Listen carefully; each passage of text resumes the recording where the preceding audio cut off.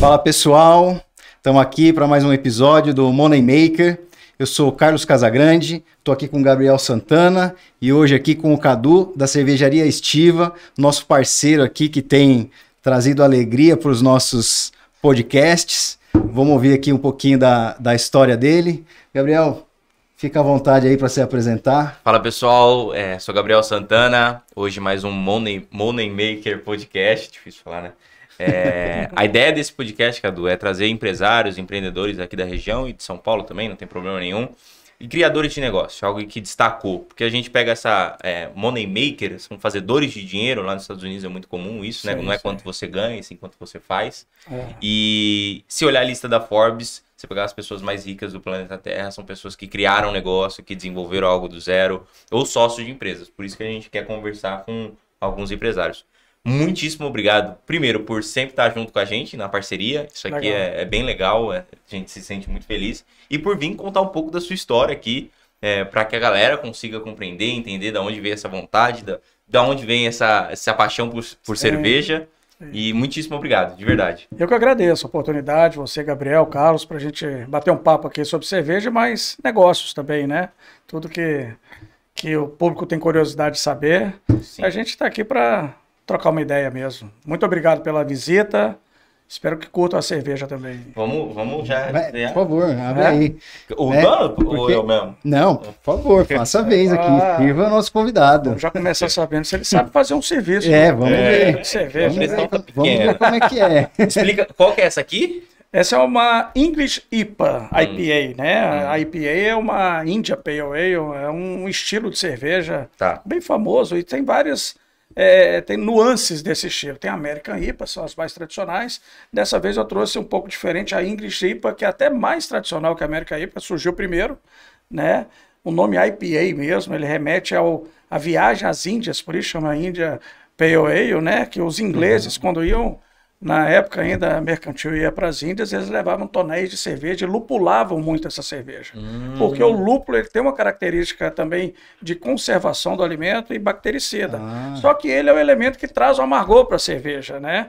Então, durante essa longa viagem de navio, os tonéis abastecidos de lúpulo, a cerveja chegava lá bem amarga. E daí instituiu-se o nome de India Pale Ale, que era o caminho para as Índias feito pelos ingleses. Interessante. Então, esse é o nome da IPA. Então, essa é uma legítima English IPA, né? English IPA, e uma cerveja bem amarguinha, com a carbonatação um pouco mais leve. A American IPA já tem uma carbonatação um pouco mais elevada. Então esse é um exemplar clássico de uma IPA. Aí é o que eu trouxe é uma cerveja inglesa tradicional. Tradicional, do estilo IPA. Legal. Porque tem também aquela que a gente chama de English Bitters, né? São as bitters tradicionais mais clássicas, né? Igual a gente aqui no Brasil, a gente está acostumado com as lagers e as pilsners como tradicionais do brasileiro, até em virtude do nosso clima tropical, etc. São aquelas mais fáceis de beber para a gente. Para eles não, são as bitters, né? Já a IPA não, ela já é um nível acima de amargor, um pouquinho mais forte, um pouquinho mais alcoólica. E já é pra gente começar bem aqui o nosso podcast. Né? Então, por favor, Gabriel. Eu sou um semi-atleta, eu já fui atleta, mas o único desvio de caráter que tem é a cerveja pra mim. Eu nem olho a caloria disso aqui, porque se eu for ver uma latinha, tem o que eu tenho que me alimentar a semana inteira e eu nunca tomo uma latinha. Então, já me complica, né? Eu também, eu sou um semi-atleta, você pode ver que o meu preparo físico é muito vinculado a esse tipo de carboidrato, que é necessário para minha sobrevivência, minha alimentação. Meu esporte é quase igual ao seu também, né? Eu sou halterocopista mas desenvolvo mais o pânceps mesmo, mas a cerveja é uma fonte de carboidrato excelente. Excelente. Né? Não, mas é assim, é muito legal te receber aqui. Vamos ouvir a tua história aqui. Quem me acompanha, principalmente os meus amigos, sabem que eu realmente gosto, eu sou um apreciador de cerveja. Eu não sou eu não sei se pode chamar assim, mas um sommelier de cerveja. Sim. Não sou mestre cervejeiro, mas eu gosto muito de tomar cervejas diferentes e cervejas assim até mais encorpadas, né? Isso é muito bom. Então, espero que hoje eu aprenda muito aqui, para quando eu chegar num lugar eu sou assim fingir que eu entendo muito, entendeu? Eu pego as dicas aqui, chego lá no bar e falo assim, me dá IPA. Uma IPA. Oi? É que a IPA vocês não têm, pessoal. É no caminho da gente, já começa, né? Não, você tem que servir para alguma coisa, né? Fazer um brinde aqui. Cheers. Um brinde. Muito obrigado. Saúde. Eu fico o dia inteiro aqui. Deliciosa. Bebê. Maravilha, né? Mas, Cadu, fala pra gente aí como que surgiu. Conta um pouco da sua história pra gente. Claro. Desde criancinha lá em Minas Gerais. Antes disso, eu gosto, geralmente a gente conversa, eu gosto de saber quem é você hoje, o que é a Estiva hoje, e a gente vai voltando ali para saber por que você está aqui hoje. Então, o que é a Estiva hoje, número de vendas, o que vocês têm de espaço físico, venda de internet, o que é a marca Estiva? Bom, a Estiva é uma cervejaria que foi fundada em 2016, literalmente nos fundos da minha casa, onde eu comecei a fazer as primeiras experiências para tornar a Estiva profissional, né? Eu vim de um que a gente chama de homebrew, que é aquele cervejeiro caseiro, que eu fazia cerveja para mim mesmo. Mas a partir do momento eu decidi tornar isso uma coisa profissional. Não é viver de beber, propriamente dito. Viver da bebida, né? Não é como eu faço. Mas faz parte também do meu trabalho. O pessoal pergunta por que eu bebo todo dia, mas é porque faz parte do meu trabalho, minha profissão. Então, o que acontece? Profissão agora, porque ela surgiu em 2016, depois ela se profissionalizou, né, registro, etc, tal, em 2018, e a partir de 2019 a gente começou a construir o nosso brewpub, a nossa fábrica própria aqui em Santos, e ficou pronto no início de 2020. Inauguramos, um mês depois veio o primeiro lockdown, então a gente teve que fechar as portas. Né, exatamente. Frase que todo mundo estava na rua bebendo. Então os desafios ali, né, se multiplicaram, né? Mas a gente conseguiu superar essa fase e a Estiva daí só cresceu. Então nós saímos, claro, de um volume, digamos, zero, né? Quando a fábrica foi inaugurada, e hoje a gente está girando um volume em torno de 15 mil litros por mês. Dependendo de determinados momentos do ano, isso sobe um pouco ou abaixa um pouco, mas eu considero uma média desse ano de 15 mil litros por mês. 15 mil litros por mês. O verão é o pico mesmo. O verão é o pico. Julho também é uma época boa. As crianças vão de férias também. Então, assim, esses são os números da Estiva. A gente está hoje aí entre a cervejaria, os negócios. Eu não vou chamar de grupo Estiva, porque não é um grupo Estiva ainda, mas eu tenho um baço gastronômico, que é o Boteco da Estiva. Tem a cervejaria Estiva. Tem uma parte que é dedicada a eventos, que a gente tem uma Combia, e tem algumas bike beers também que fazem eventos pela cidade e região. E acabamos de inaugurar um quiosque na praia. Legal. Que vai ter a Estiva na praia agora para o pessoal conseguir também ter acesso a cerveja lá na praia. Onde é o quiosque? É no Canal 3. Temos ali 2 quiosques, um para a parte gastronômica e o outro com as torneiras de chopp. Mas os dois são ali um do lado do outro? Um do lado do outro, bem na sequência ali, em fileira ali, do lado oposto da concha acústica ali, bem em frente ao Barraquinha do Coco ali, você tem o quiosque na Estiva, que a gente chama de Estiva Club. Pô, até essa música legal. No Canal 3 é legal. No Canal 3. Então ali é uma extensão do nosso brewpub, digamos, a gente tem um conceito da Estiva, que a Estiva vai onde você estiver, né? E levar a Estiva para a praia, a gente está levando também nossos clientes, nossos consumidores que vão sempre no nosso brewpub lá, para um ambiente agora já aberto, mais descontraído. E não que não seja no brewpub, mas são conceitos diferentes, mas dentro da mesma perspectiva da cerveja, a mesma. Então, o que você consegue apreciar num local, você vai conseguir apreciar no outro também, inclusive usando o mesmo cartão. Porque a gente tem um sistema de autoatendimento, não sei se vocês conhecem, é um cartão que você faz pré-pago ali na hora, coloca uma quantidade de money, né? E à medida que você vai consumindo, aquilo vai batendo do seu saldo do cartão. Então, quando você quiser ir embora, você não tem conta para fechar, você não tem que se preocupar, você simplesmente vai embora. Sua família, pegar um cartão só, colocar 100 conto cada um. É como se fosse um rodízio de cerveja. Você vai lá e escolhe qual você vai tomar. Você escolhe a quantidade que você quer, de qual estilo que você quer. Você pode saborear ela primeiro, antes de encher o copo. Então, ou seja, o conceito de liberdade do cliente. Hoje essa liberdade está estendida para a praia também, porque ele usa o mesmo cartão que ele tem num, ele pode carregar num lugar e usar no outro. Então, né, de repente você está fazendo uma caminhada na praia, quer tomar um chopinho ali, e você lembra que você tem um cartão da Estiva.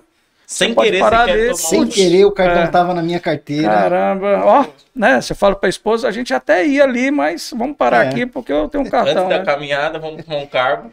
E a outra parte, todas elas ficam ali na costa. Aí a outra parte fica ali na costa, exatamente. As outras duas ficam na costa. Tanto o boteco quanto o boteco é uma ideia de gastronomia para harmonizar com as cervejas que a gente tem, né? Então tem as comidinhas de boteco, tem almoço também.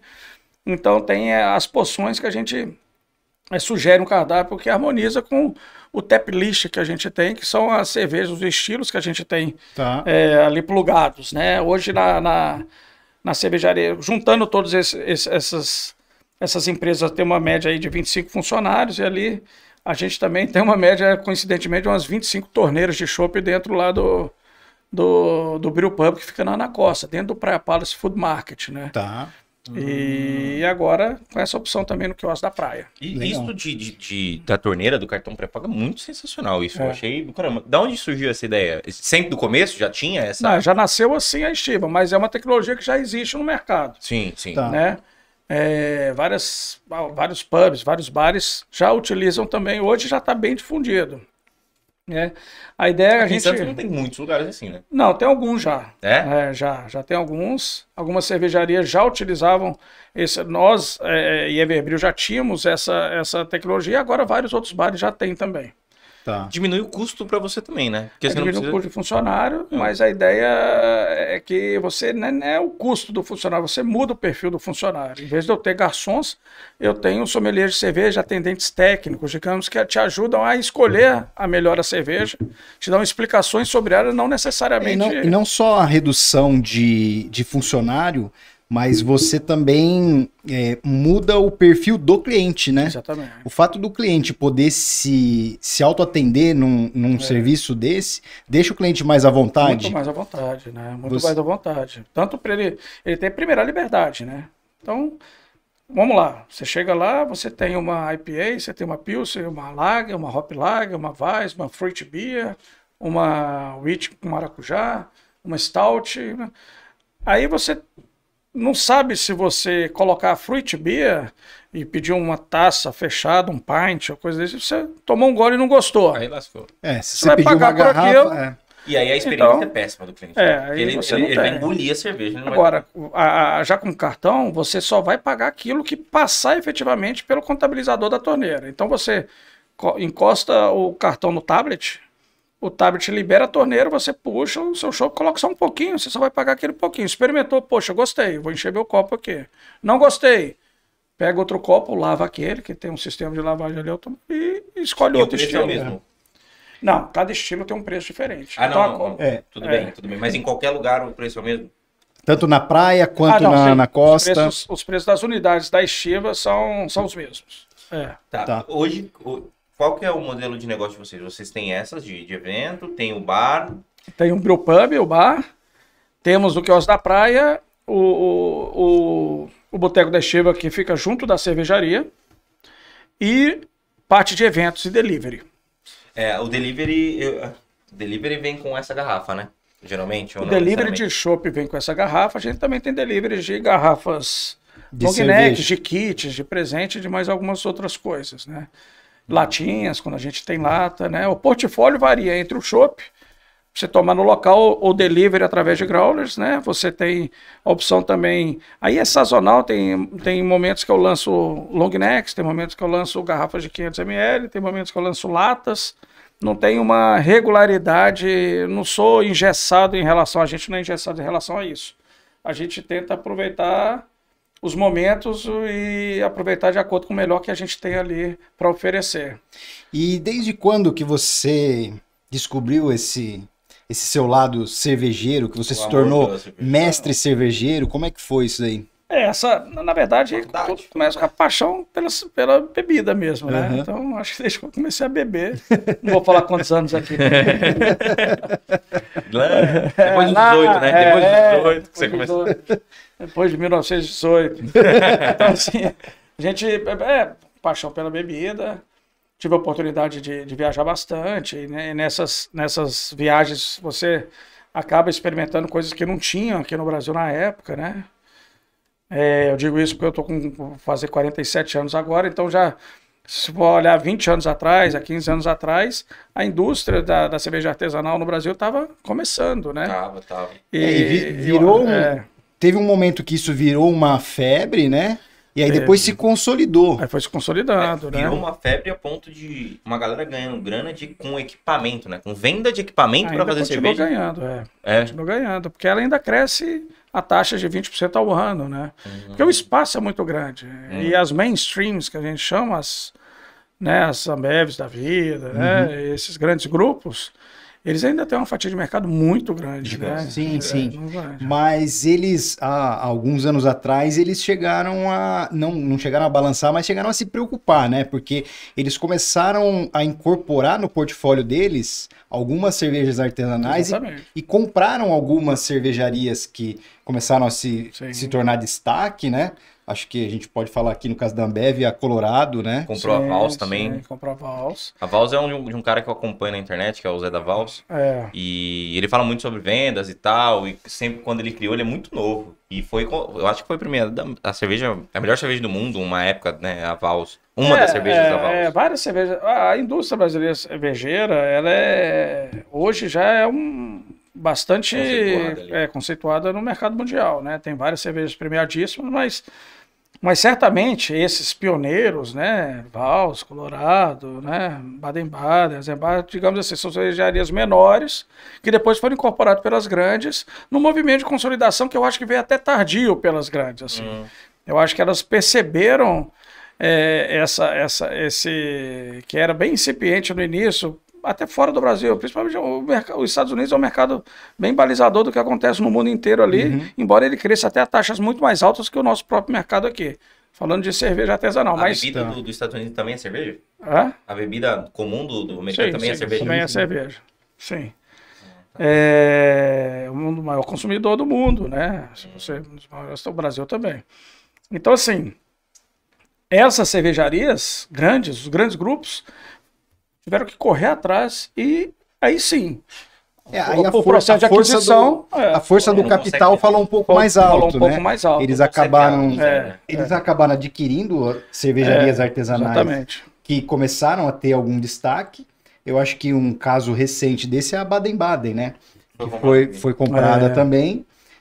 Acho que ela talvez seja das cervejas consideradas artesanais, foi a primeira grande cervejaria, né? A Eisenbach também, no sul. A Eisenbach é artesanal? Não, começou até... Essa diferença de artesanal e industrial também é uma quantidade, questão... Quantidade e assim... digamos, as artesanais, elas podem fazer uma quantidade alta, mas preservando o tempo da cerveja, né? Qualidade, a pureza e outras coisas mais. Pureza no sentido de evitar o uso de muitos conservantes, acidulantes, protetores. Que tem a ver com a lei da pureza alemã, né? Não, isso já é outra coisa. Já é outra coisa, a lei da pureza alemã, mas dita que você só pode ter na cerveja água, malte e lúpulo, e claro, a levedura, o fermento. Sim. Nada mais que isso, mas aí isso restringe, claro, um estilo ou 2 estilos de cerveja. Hoje você tem adição de fruta, é muito comum na cerveja, você tem adição de... Essas são as que não fazem parte dessa lei. Uma lei restrita da Alemanha, mas hoje... Não faz tanto sentido. Não faz tanto sentido. Eu acho que a cerveja ela tem um leque de estilos muito maior do que muita bebida, que o vinho, que muitas outras. Tem várias possibilidades de você fazer vários estilos de cerveja. Existe o compêndio, né? De todos os estilos já catalogados, que são aqueles já conhecidos, que historicamente conhecidos, e aqueles novos que vão surgindo. Então, todo ano sai tem guias mundiais que falam todos os estilos da cerveja, quais são as características de cada aquele estilo e onde que ele foi criado e por aí vai. Então, assim, é um leque muito amplo de possibilidades que você pode navegar aí eternamente, que você não vai conseguir conhecer tudo, digamos assim, né? Entendi. Então, por isso que até o sommelier de cerveja, o papel dele é conhecer não só os estilos, mas também o que eles trazem de flavors, de off-flavors, que a gente chama. Tem muita cerveja com defeito também aí, e mal feita, né? E muita cerveja muito bem feita, e a característica, ele estuda, ele treina os sentidos dele para ele poder conseguir avaliar essa cerveja bem e trazer para o consumidor, ou para o estabelecimento que ele trabalha, que ele exerce a função dele, as harmonizações com alguns tipos de comida, trazer também, indicar o estilo certo para determinada época do ano, para determinado clima, para determinado cliente, para determinado consumidor, público consumidor, né? Então esse semelhante ao sommelier de vinho, né? Vinho, exatamente. Legal, legal.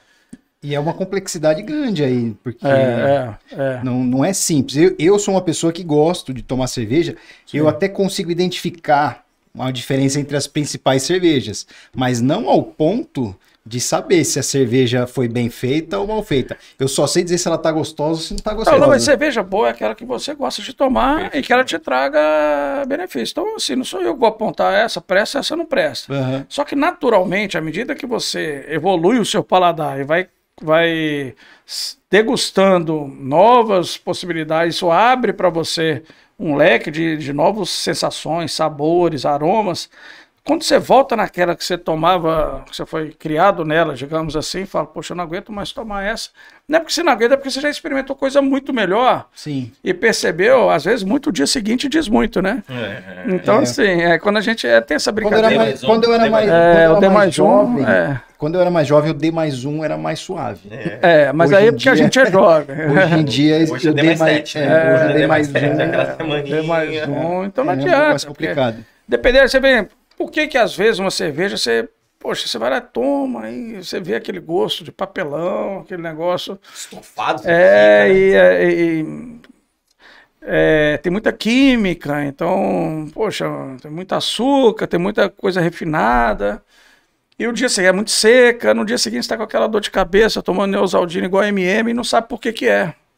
Entendeu? Então, assim, é porque você tomou uma coisa que tem tudo menos cevada ali dentro, né? Entendi. Então, a minha mãe ela fala que não gosta de tomar cerveja pra ficar mal no outro dia. Ela fala, eu tomo 20, 30 cervejas e já fico mal no outro dia. 20, 30 garrafinhas e já... 20, 30, eu vou te falar. 30, não importa qual, não importa. Já faz tempo que eu não tomo isso aí, viu? Ela fala, tomo 3, 4 pardinho, já me sinto meio mal. É complicado. Né?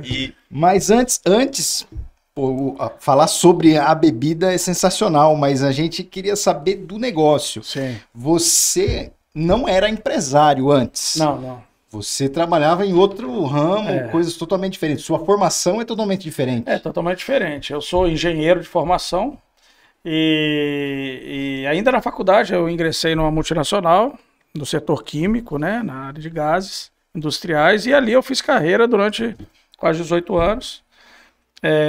Eu morei em várias partes do país e fora dela também, e sempre trabalhando nessa mesma área.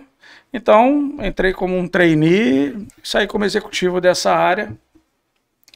No momento que eu quis essa transição de carreira, na realidade que muita gente faz no mercado, é bem comum, eu acabei sendo bem fiel a uma empresa só, e quando eu fui fazer essa transição foi para ser... para empreender, né? Empreender depois dos 40 anos de idade é complicado, né? Aí você fala, você indica isso para alguém? Sim, indico para muita gente fazer sim. Então esse foi virei a chave nesse sentido, né? Totalmente. Antes disso eu trabalhava na empresa, exerci vários tipos de função, desde a área técnica, depois de engenharia, e depois fui para a área comercial, e na área executiva eu trabalhava com grupos de grandes players internacionais. E isso traz uma bagagem bastante interessante de gestão, né? De controladoria, de finanças, de gestão de pessoas, né? Tive a oportunidade de gerenciar várias equipes multifuncionais de diferentes lugares, diferentes culturas, e participar de grupos, etc., multidisciplinares, né? Isso te deu uma estrutura, uma bagagem para começar um negócio. Para começar o negócio, mas ao mesmo tempo, depois que você começa, vem as surpresinhas que ou a academia não te dá, ou a tranquilidade de uma multinacional que você tem também não... Né? Ou seja, no fundo, você trabalha o dobro, né? Não que eu achei que eu ia sair, ganhar metade, não achei que eu ia sair para uma coisa mais fácil, não. Só queria mesmo ter a liberdade de desenvolver aquilo que é uma paixão mesmo, transformar ela em negócio, né? Privilegiando uma economia local. Eu acredito que a gente tem que valorizar o contorno que a gente vive. Então é diferente, digamos assim, é uma questão filosófica e conceitual no momento de vida que nasceu minha primeira filha, etc., que eu queria sair de uma coisa globalizada, interplanetária e ir para o meu bairro. E como é que eu podia fazer essa economia, fazer uma economia criativa dentro do meu bairro girar, dentro da questão do entorno da cidade, etc. Foi através de uma cervejaria local que eu uni a paixão a esse modelo de negócio, né? Então começou literalmente eu saí dessa empresa, e ainda quando eu saí dessa empresa de gás, ainda fiquei mais 3 anos, trabalhando numa construtora, que eu fui convidado por um dos CEOs de uma dessas siderúrgicas para trabalhar numa construtora para ajudar numa engenharia lá, na parte de uma direção executiva operacional. Fiquei 3 anos lá ainda. Mas aí era uma coisa combinada, já existia, já estava com ele na cabeça. Tinha um cargo super importante, então, né? Tinha um cargo de confiança, né? Um cargo de, digamos, ligado ao board, né? Assim. Porque, assim, eu imagino o baque que é sair de um cargo ligado ao board, de executivo, provavelmente ganhando muito bem, com puta benefício, que era uma multinacional, para sair e falar, ó, você tava com a sua filha já? Já tava com a Quantos filha. Anos já? Ela tinha acabado de nascer, né? Bacana. Exato momento ideal para você não ter estabilidade, né? Exatamente. Mas aí a vida te mostra outras coisas. Por exemplo, o que você falou é perfeito. Você é uma vida estável, né? Você tem as suas remunerações executivas que todo mundo conhece, os salários, bônus, stock options, etc e tal. E você performance, etc. E você, de repente, logo que sua filha nasceu, que era para você tentar manter uma estabilidade, se você vai virar a chave para uma coisa que não tem nada disso. Passa o primeiro mês, não vem nada. Passa o segundo mês, não entra nada. Né? Terceiro mês, nada. E para quem vem há 18 anos nesse período tendo...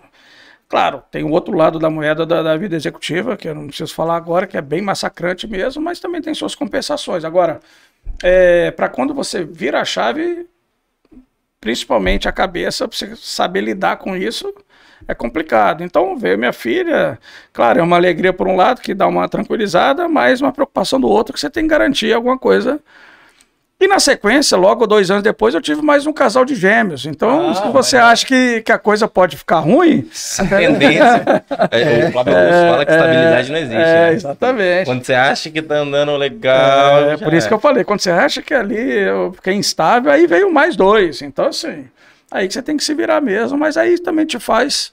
ir para frente, faz crescer, a estabilidade é uma coisa que te deixa numa zona de mediocridade, né? Exatamente. Porque você não desenvolve para lado nenhum, você continua andando de lado, e se você não percebe isso, você vai andar de lado a vida inteira, vai chegar um momento que a sua vida vai acabar e você não construiu nada. Pior ainda... Como ele fala que estabilidade não existe, o avião ou ele sobe ou ele desce, ele não fica em linha reta. Então esse de lado não é de lado. Você tá caindo, cara. Você não tá. Ou você tá crescendo, ou sua empresa tá crescendo, faturando mais, mas é impossível sua empresa faturar 100 mil, 100 mil, 100 mil, 100 mil, 100 mil, 100 mil. Tá, a inflação tá comendo, então automaticamente você tá ganhando menos valor no final do dia. E você tem esse tipo de estudo financeiro na empresa? De crescimento, como é que é isso daí? Você tem... Não, tenho. Você, por exemplo, claro, todo mundo, o by the book é você pegar, ainda mais quem tem uma formação que eu tive, né? Você não consegue deixar de lado, né? Eu tenho a formação, eu tenho MBA, tenho isso e aquilo, já estudei em várias escolas de negócio, aqui e fora daqui. Então, claro que você vai, poxa, vou sair, vou montar um plano de negócio, bonitinho, vou fazer minha projeção, curto, médio e longo prazo. Em 5 anos eu vendo e tô milionário. PDCA, fazer isso, beleza, você pode colocar no PowerPoint tudo o que você quiser, no papel. Funciona que é uma beleza. Funciona que é uma beleza. Na hora de executar. Por mais que é óbvio que você tem que fazer isso. Aí você vai ajustando o seu plano de negócio à medida que a coisa vai avançando. Ele é dinâmico, ele sempre vai ser dinâmico, seja qual plano de negócio for.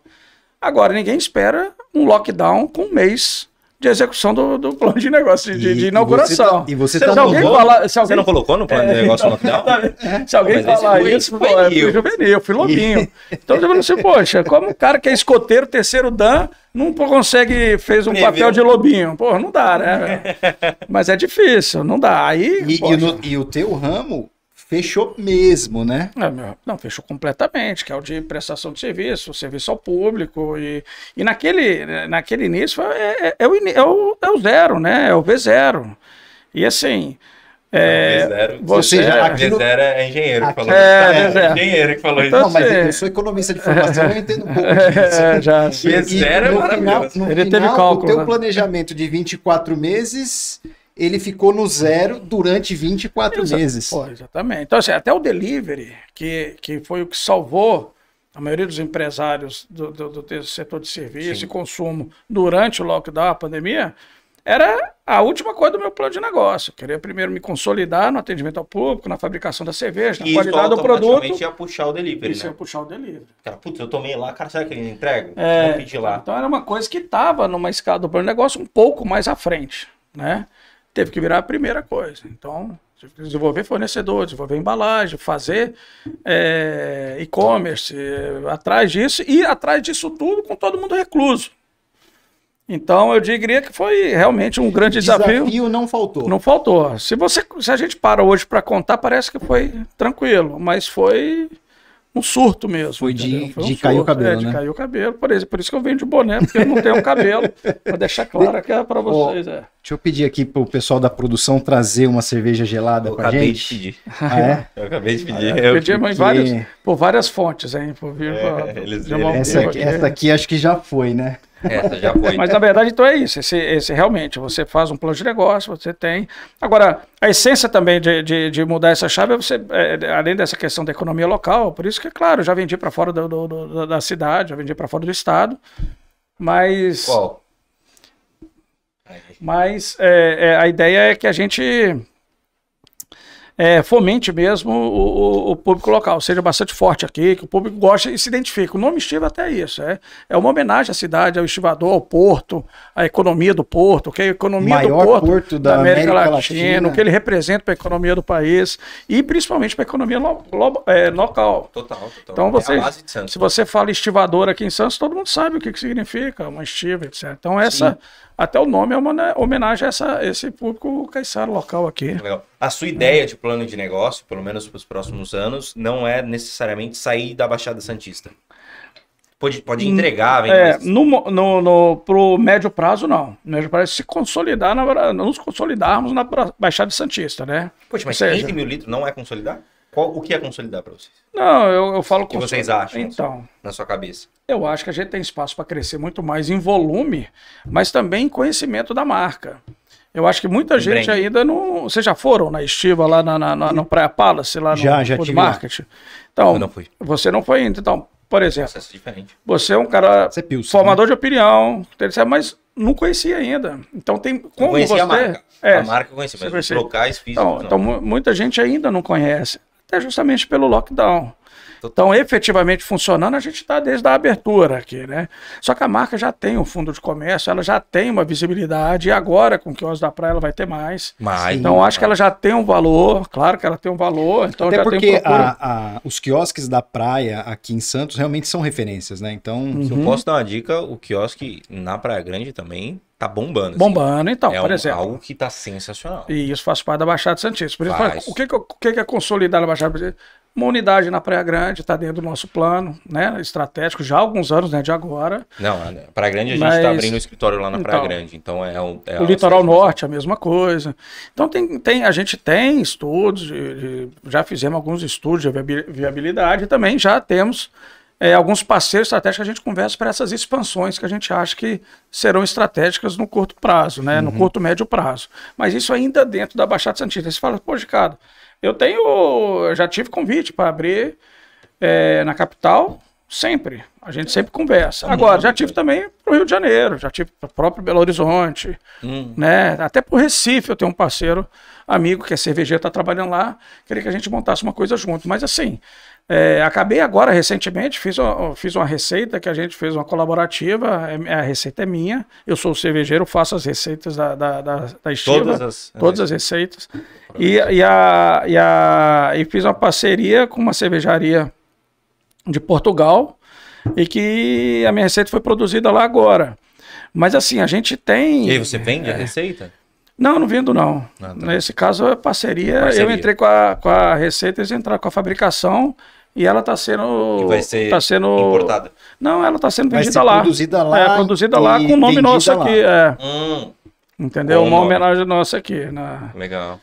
Então, aí a ideia é essa, o plano de negócio é para a gente se consolidar como marca, e isso vai trazer um aumento de volume, aumentar o número de PDVs nos nossos pontos de venda. A gente tem várias casas em Santos que o chopp é da Estiva, várias casas referenciais em Santos que vão desde ao chopp do Gonzaga, o Bodegaia, o Café Carioca, coisas tradicionais aqui.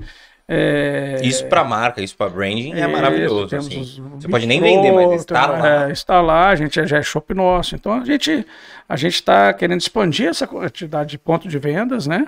E a região, ela recebe muita gente de fora, de turista de veraneio, né? Turista de final de semana e de turista de negócios também, né? Sim. E esses pontos que você comentou são pontos que essas pessoas frequentam. Com certeza isso vai fazer com que o nome da cervejaria vá para os outros lugares, né? Exatamente. A ideia Daqui a pouco a cervejaria vai começar a ser solicitada nesses outros lugares, né? Sim. Já acontece isso? Acontece. Eu recebo sempre pedido para a gente de vários bares de São Paulo para a gente mandar barris para a gente manda, entendeu? Mandar barril não tem problema. Não tem. Isso a gente já tem isso aí. Fechou, senão.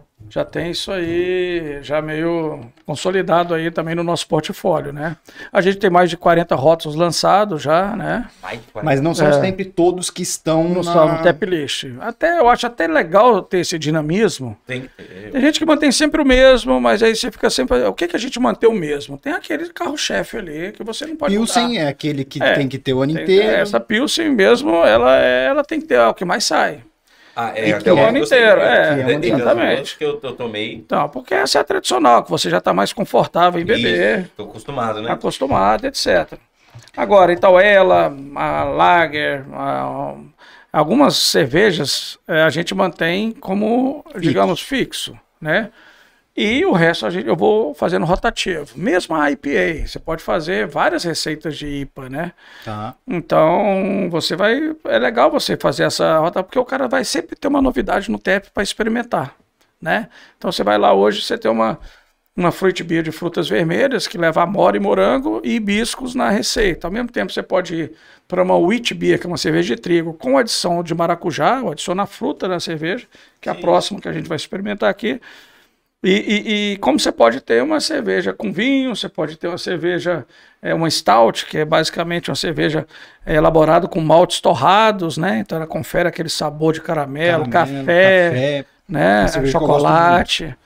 Então o céu é o limite, se tratando de fazer receita para cerveja, né? Você pode fazer o que você quiser. E a cerveja, a gente percebe que mundialmente ela realmente é uma bebida social, né? Ela é uma bebida que reúne as pessoas. Ninguém faz amizade bebendo leite. Não tem jeito. Cerveja. É o padrão, né?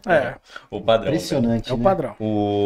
E aí, você foi executivo, eu gostei dessa parte executiva de uma grande empresa. Sim. E aí, criou a sua empresa. Quando você sentiu que, putz, deu certo? Quando você... Rapaz, então... Você teve algum... Esse criar a empresa... Uma das motivações bem prementes, assim, que me afetava e me afeta até hoje é a gente tentar ter um ambiente colaborativo de trabalho mais harmonioso e produtivo você trabalhar a produtividade nos funcionários, a gente fazer mais com menos mesmo, eles serem ambientados a produzir mais com menos recursos, né? Fazer parte da empresa. Fazer parte da empresa, se sentir parte da empresa. E claro, eu tenho que fazer minha contrapartida na gestão das pessoas para que isso aconteça, eles terem participação no resultado, eles terem participação na alegria e na tristeza, mas no sentido de que, poxa, se a gente ganhou, todo mundo vai ganhar. Se a gente não ganhou, ninguém vai ganhar. Então, quando você selecionar um corpo de funcionários, que a mão de obra hoje é muito complicada, principalmente nos jovens, digamos assim, eu me sinto jovem também, mas a gente vem de uma outra... Jovem, mais jovem. Mais jovem. De uma nova geração. Uma nova geração. Que está chegando no mercado de trabalho. Está pouco acostumada a escutar não, mais difícil de frustrações, de falar não vai ser agora, e quer ganhar dinheiro sem trabalhar, e quer ser rico sem poder ralar, e não quer aprender... Rápido. Isso da sua trajetória de 18 anos em uma empresa, hoje não existe mais em hipótese alguma. Tem um estudo que fala que o rapaz que tem 18 anos hoje, ele vai passar em média por 5 empresas na vida dele. Com funções totalmente diferentes. Ou seja, o cara vai entrar em uma, não entender, vai entrar em outra, não entender. E tudo bem, né? Hoje tudo bem, porque você tem a possibilidade de conhecer novas áreas. Antigamente você entrava numa área, você tinha que ser aquilo ali e acabou.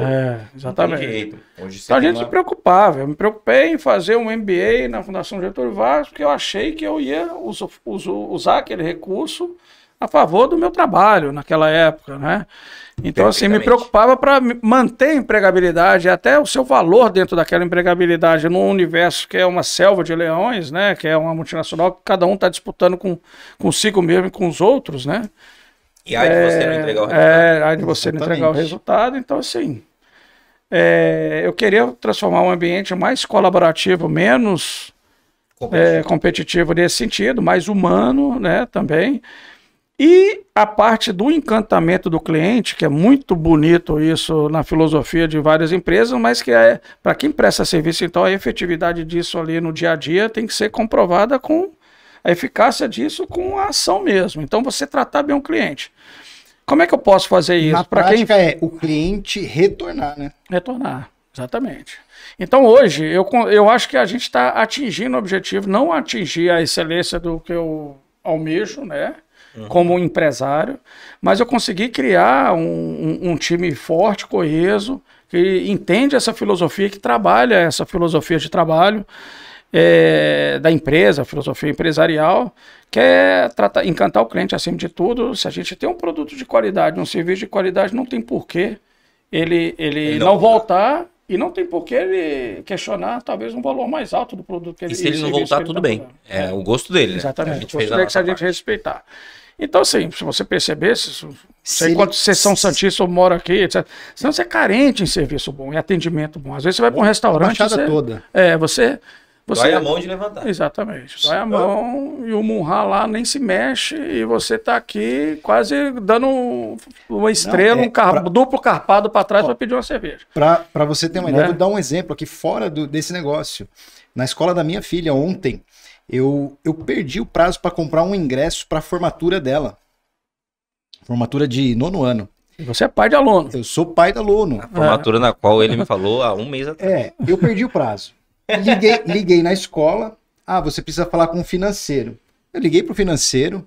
Cara, esse cara, Elton, ele deu um show. Ele falou assim, olha, eu não posso te garantir que eu vou conseguir. Mas eu vou atrás e vou fazer de tudo para conseguir. Eu falei, não, eu sei, eu que perdi o prazo, tudo bem. Não passou 40 minutos. Ele me mandou o link e falou assim, vê se você consegue comprar. Entrei e comprei. Aí eu não comprei comprei 3 ingressos.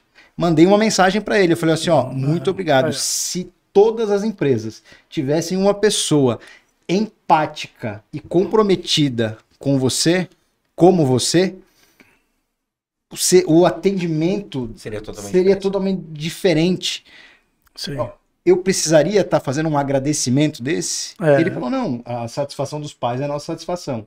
Isso. Você percebe que é isso mesmo. Então, acho que do que ele você está falando... Ele percebeu o que é o valor para a empresa que ele trabalha, né? Exatamente. Então, eu vejo isso muito no que você está falando. Sim. Você acha que só o valor da escola é importante? Não. Se você fizer um bom atendimento no final do dia, tudo o Walter conta. Falou isso. Ele tudo falou, conta. O serviço é digno do trabalhador. Ninguém não quer pagar algo para você. Se você fizer um bom serviço, um bom trabalho, um bom produto... Quando a gente vai num bar aqui em Santos e é bom, cara, é caro. Aqui em Santos as coisas são caras. Elas têm um custo mais alto. Só que quando o serviço é bom, quando o garçom é legal, quando você é bem tratado, você fala, pô, cara, mas o cara é bom pra cacete, né? Foi legal, não foi? Não valeu a pena? Valeu a pena, valeu a pena. E o serviço bom ele tem vários reflexos, mas assim, eu até categorizo assim, o serviço como principal, porque ele, além da relação humana existir, tem muito cliente que vai lá, sabe o nome dos meus funcionários e voltam por eles até. Sim. E me conhecem, conhecem a casa. Porque quando você é bem atendido, o feedback também é autêntico. Muitas vezes o produto não está legal. Perfeito. Ricardo, poxa, a sua cerveja está meio quente hoje. Mas quem está me dando esse genuíno feedback é porque o cara gosta de mim e é sempre bem atendido. E ele quer gelado na próxima. O problema é aquele que vira as costas, vai embora e fala... Não volto mais. E você não fica sabendo por que ele não voltou. Né? Não vai lá não. Exatamente. Entendeu? Existe um estudo estatístico de que clientes promotores, eles são muito... a quantidade é muito menor do que os detratores, né? Sim. Mas aonde está... Eu estou falando aqui de uma ferramenta de pesquisa de atendimento chamada NPS. Sim. Existem os detratores, que são aqueles que falam mal, existem os promotores, que são os que falam bem, mas existem os neutros. Esses são os neutros. Você não consegue trabalhar eles, porque eles não se expressam. O cara que reclama, ele te dá a oportunidade de corrigir. O cara que elogia, ele te dá a oportunidade de você saber que você está fazendo alguma coisa certa. Exatamente. Mas o neutro, que é o cara que nem fala mal, nem fala bem, ele não responde a pesquisa, mas... Quando alguém pede para ele uma indicação, ele não vai te indicar. É aquele que fala, ele fala assim, vai lá, aquele lá. Então, a gente tem que brigar para ter os clientes promotores, que são satisfeitos, mas a gente tem que agradecer os clientes que reclamam. Sim. E dizem que é uma métrica de 2 para 10. O cara que é um promotor, ele fala para 2 pessoas que é bom. Sim. O cara pode ter amado, mas o normal dele é falar pra 2 pessoas. As pessoas mais vêm, pô, lá é bom, bacana pra caramba. Ele não vai postar no Instagram. Puta lugar legal, gente boa, tal. Mas o cara que é detrator, acabou, cara. Ele vai no seu Google meu negócio, uma merda esse atendimento, e vai falar, não tá nem o assunto, tá falando sobre cerveja. Ele, cara, outro dia que eu fui comprar um carro, cara, que atendimento merda. O cara vai falar, então o cara que é detrator, ele fala pra muito mais pessoas do que o promotor. Ele satisfaz promovendo o desgaste ou prejudicando a imagem ele fica tão revoltado que ele não gostou. Que ninguém use, né? É complicado mesmo, mas o boca a boca, eu ainda acredito que é a melhor. A indicação, você chega aqui e vem alguém que nunca... O que é isso? Estiva? De onde que é isso aqui? Falo, não, daqui de Santo... Cara, experimenta, muito você legal. Tem vai lá, o cara só toma. Ele vai. Se ele não vai, ele pode não ter ido, assim, pode experimentar. Tem um amigo meu que me indicou, não experimentei ainda, mas acaba que isso vai... Aí a pessoa vai lá, ela é bem atendida, o ambiente é legal, a qualidade do produto é legal, ela se sente confortável, ela não tem por que não voltar. E essa questão do autoatendimento, o cara, no meu caso lá, porque existe o caso do pré-pago e do pós-pago. Você pode, e isso, os 2 modelos existem aqui em Santos, você pode chegar lá num ambiente que é pós-pago, você consome, aí no final você fecha a sua conta e paga a sua conta no cartãozinho. A única coisa que você vai ter é você mesmo ir lá e se atender ou não, mas aquilo vai acumulando dentro da sua conta aberta naquele dia. Esse é o modelo. O meu modelo é diferente, é pré-pago. Você chega lá e colocou R$100. Aí você lá, pode ser 10, pode ser 1.000. Eu tenho cliente que tem cara que vai de 10 em 10, tem cara que já bota R$1.500 ali, porque ele sabe que vai voltar semana que vem. Não tem validade. Não tem validade. E já fica uns 3 dias próximo. No caso não vai validar. Você deixa para os 3 dias. Não tem nem 3 dias. Aí, fim de semana, digamos assim. Mas aí ele vai lá, ele coloca a medida que ele vai consumindo, vai batendo o saldo dele. Toda vez que você coloca lá o cartão e abre a torneira, vai mostrar o valor do seu serviço, quantos ml que saiu e o saldo remanescente no seu cartão. Aí você tá afim de ir embora, alguém ligou, você precisa, aí você vira as costas e vai embora. Não precisa me dar tchau, não precisa fechar a conta, não precisa enfrentar fila, não precisa nada. Cara, isso é maravilhoso. Entendeu? Assim, é melhor do que você falar, liberdade. E quando você voltar, você chega lá, você estaciona um carro, entrou, você já pega a sua taça e já pega a cerveja que você quer. Você não tem que abrir a conta pra mim, o que você tem? O que você me indica? Você vai lá e você se vira. Legal. Entendeu? E o mesmo cartão vale para você pedir também os petiscos, essas coisas assim. Que legal. Você abastece, pede petisco e o petisco debita também do mesmo cartão. Então R$100 acho que não vai dar. Não vai dar. Porque eu não só bebo bem. Eu como bem também. E o melhor, a gente também escalona isso ali. Porque, por exemplo, se você colocar R$100, você vai lá e fala 80. Aí, mas eu falei assim, mas se você colocar 100, você ganha 10% de bônus. Aí eu vou te acreditar 110. Opa. R$10 já é um Chopp Pilsen. Você já tomou um Chopp a mais. Aí o cara, mas se eu colocar 300, você já ganha 15% a mais. Olha aí. Aí o cara já vai ganhar, né, mais R$45. Ele já toma 4 Chopps a mais. Então, se você, meu filho, então você que tá me vendo, se você tiver um vale-refeição bom, parrudo, vai lá e substitui pelo da Estiva que você vai estar. Aceita vale-refeição lá? Aceita. Aí. Interessante, tem muito amigo que ganha vale-refeição. Só não aceita boleto, o resto a gente aceita. Ainda, né? Ainda não estamos trocando título, depois a gente pode falar sobre isso. Falando um pouquinho mais da cerveja, o material, a matéria-prima, ela é 100% nacional, ela é nacional, internacional, como é que é isso aí? Não, olha, eu comecei usando basicamente só matéria-prima importada, né? Até mesmo porque o Brasil ainda é incipiente, digamos, vou mudar o verbo, era incipiente ainda nessa questão de insumos cervejeiros, né? Mas hoje não, hoje o Brasil tem maltes de cevada bastante de excelente qualidade. O Brasil já produz fermentos e leveduras também de excelente qualidade. E, mais recentemente, o Brasil também tem plantações de lúpulo, que o lúpulo, genuinamente, é uma trepadeira, uma planta mais cultivada em vales, em regiões mais frias, etc. O Brasil conseguiu desenvolver isso em várias regiões. E hoje já tem um lúpulo brasileiro, já é uma realidade como insumo cervejeiro. Mas ainda a grande maioria é importado. Tá? A grande maioria é importado. Tem vários mercados no mundo inteiro com vários insumos cervejeiros de alta qualidade. O lúpulo, ele tem uma dupla função aí, tanto de aroma como de amargor. E existem lúpulos de plantações e variações de lúpulos em várias partes do mundo que eles têm características específicas. Né? Eu já ouvi dizer que o lúpulo interfere no sabor. Dependendo de onde ele é plantado, tem lúpulo que é plantado próximo a regiões de onde tem plantação de maracujá, de laranja, de outras frutas, que ele acaba absorvendo um pouco daquele do ambiente, é isso mesmo? Claro que existe essa questão do terroir, que a gente chama igual tem no vinho, né? Existem, digamos, funções, tem a genética da planta e até o cruzamento entre plantas diferentes que trazem esses perfis sensoriais diferentes para o lúpulo, principalmente quando se trata de aroma. Né? E sabor também. Mas é claro que o que você falou também é verdade, e a gente tem até um exemplo clássico até de um lúpulo neozelandês que chama Nelson Sauvin, que ele é cultivado entre parreirais da uva Sauvignon Blanc, né, neozelandesa. Então ele carrega todo aquele terroir daquela uva verde. Entendi. Então a cerveja que você faz com aquele lúpulo fica parecendo até um vinho verde, dependendo se ela for uma single hop, que a gente chama, usado um único, não um blend, mas um único lúpulo de aroma e sabor, ela traz essa característica bem autêntica da Sauvignon Blanc. Então legal. Não é só o malte que é diferente de cada cerveja, o lúpulo também faz. Existem vários tipos de malte também, por isso que tem muita cervejaria que usa esse recurso de marketing, fala a minha triple malte, duplo malte, single malte, porque existe cada malte também carrega características sensoriais diferentes. Tem malte que são mais carregados, são torrados, leva mais para caramelo, leva para o biscoito, leva para pão. Eu falo leva para as cargas sabores, cargas sociais, etc. e tal. Tem aqueles mais neutros, tem aqueles mais escuros. O que dá a cor da cerveja é o malte. Então, assim, se uma cerveja é mais clarinha, a outra é mais escura, etc. É o blend de maltes que você usa para poder, o grist de malte a gente fala que que é a combinação dos maltes que você usa na fabricação de cerveja, que vai trazer aquele perfil de cerveja que você quer, tanto de sabor quanto aroma, quanto de cor também.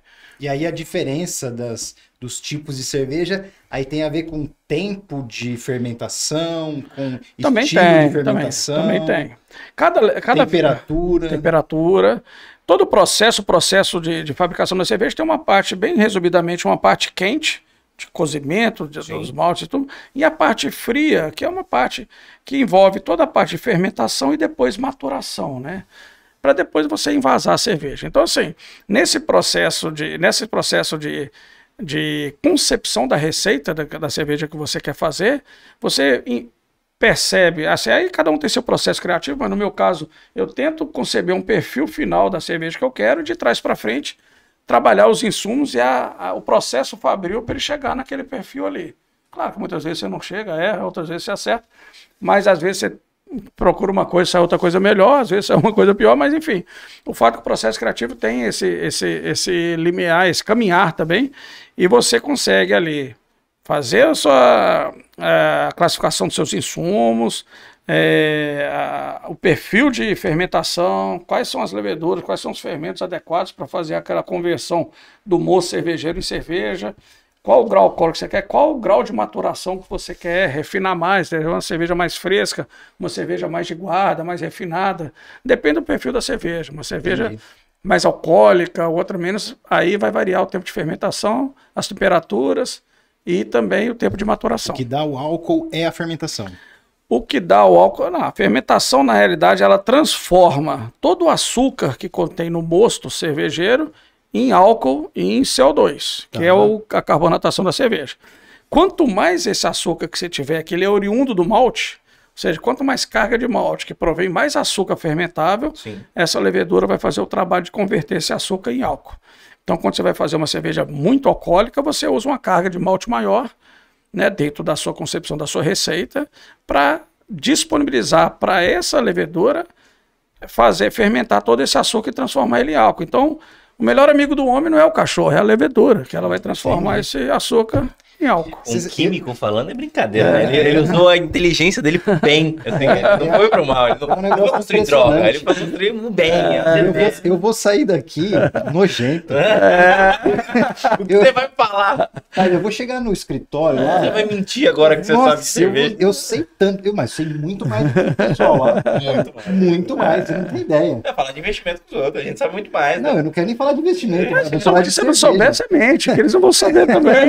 Você tem que falar convicção, né? Tem que falar convicção. Se alguém vier perguntar para mim de uma taxa de fundo de investimento, eu falo assim, você sabe quanto lúpulo? Exatamente. Você já investiu no lúpulo brasileiro? Pensa nisso, pesquisa. Cresce a taxas altíssimas. Eu posso dar uma pausa que eu vou lá mijar? Pode dar uma pausa aqui, pessoal? Ele tá escutando ali. Ô, fone. Alô? Técnico, alô? Posso dar uma pausa aqui que eu vou no banheiro? Rapidinho, tá? Tô me segurando. Não, eu tô a cerveja. Eu tomo água, eu tomo pelo menos uns 4 litros de água por dia, tá? Você tá muito fraco, viu? Tem que mudar o esporte. 4 litros de cerveja. Mas realmente é muito interessante, porque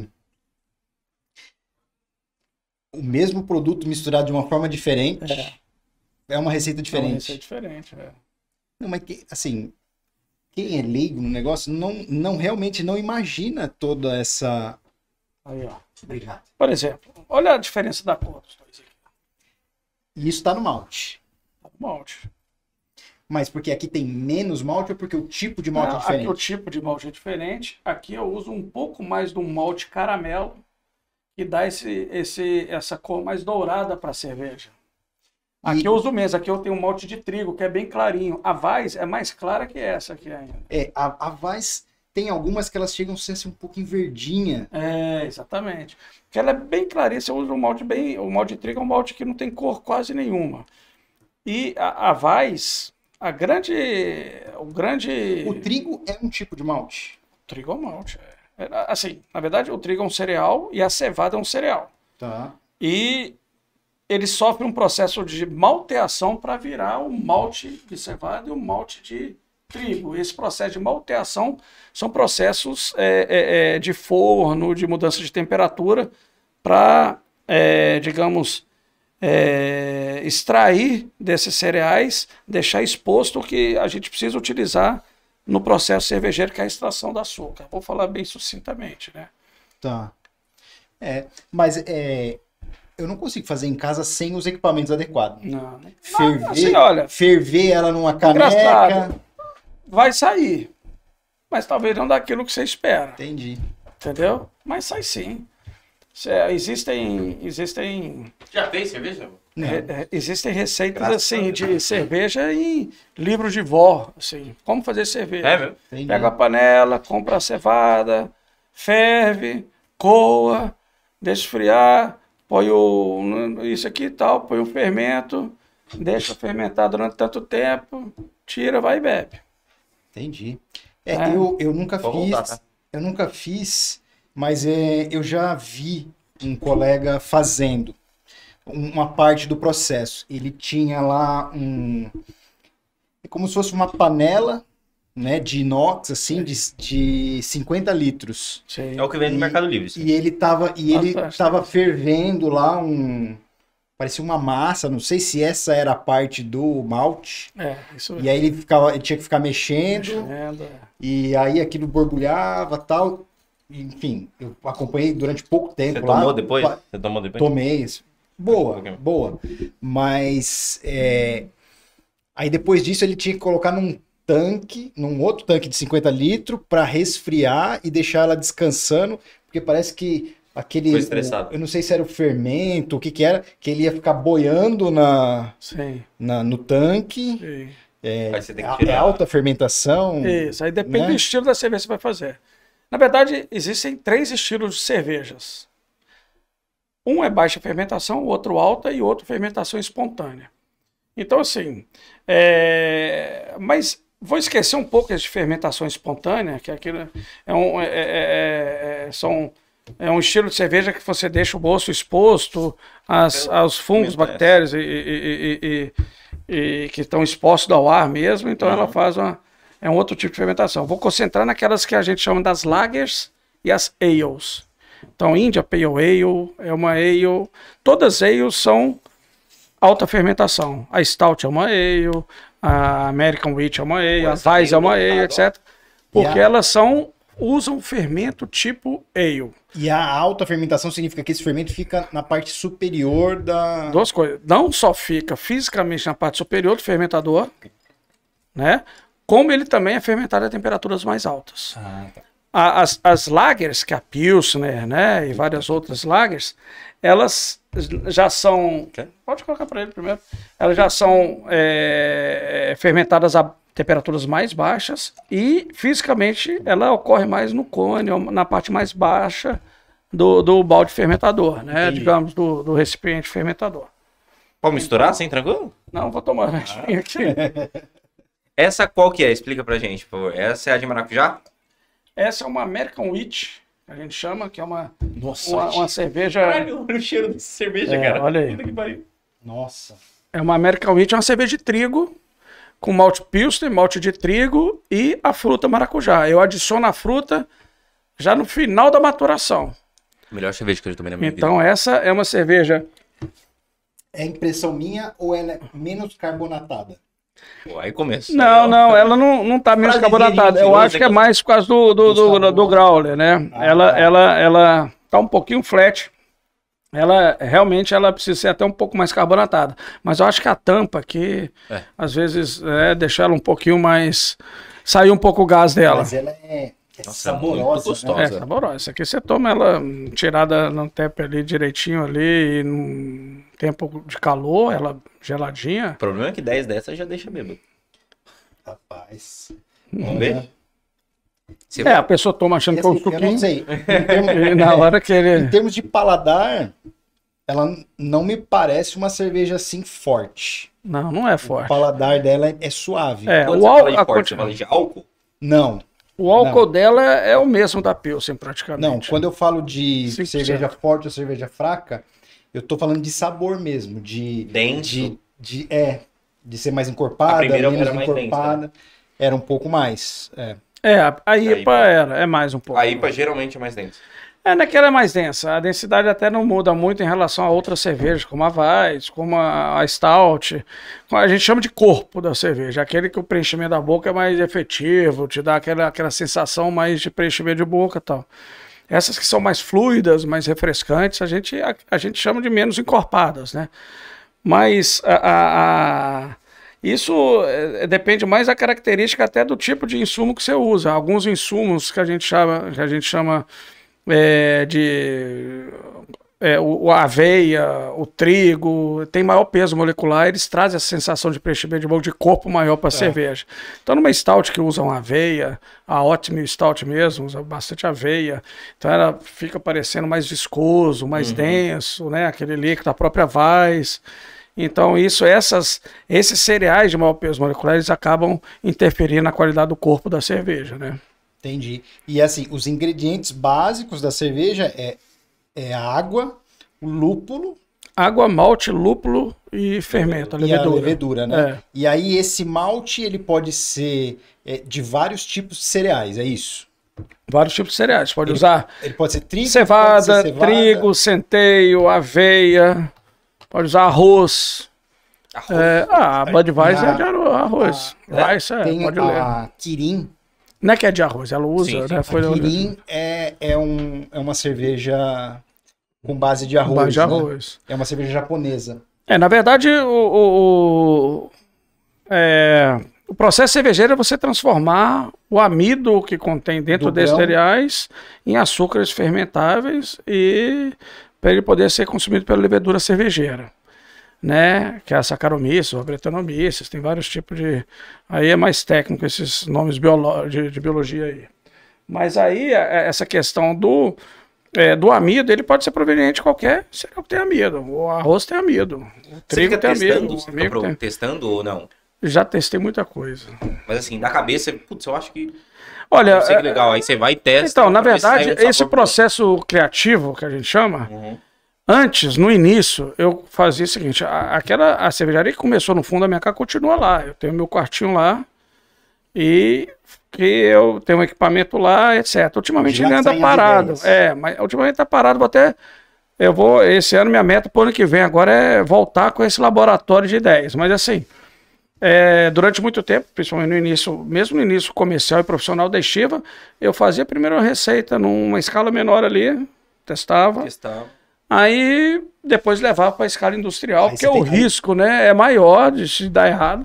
Mesmo assim, a primeira ainda é um teste, né? A primeira é um teste, aí eu vi ali, aí muda, aí você dimensionava essa receita para um volume maior e fazia numa indústria... A proporção é a mesma, geralmente? Então, não é. Não é linear, digamos assim. Tá. Já tentei fazer linear, não sai a mesma coisa. Então, assim, equipamentos são diferentes. Cada ingrediente tudo tem... matemática, isso é geométrico, digamos. Cada ingrediente tem um peso na fórmula, né? Tem um peso na fórmula e não quer dizer que se você usa 5% desse ingrediente numa panelinha de 20 litros, você vai usar 5% numa de 2.000 litros, vai sair o mesmo resultado, entendeu? Geralmente não sai. Mas depois que tem uma receita estabelecida, você pode fazer ela 10 vezes que vai sair igual. Vai, se você seguir by the book, vai...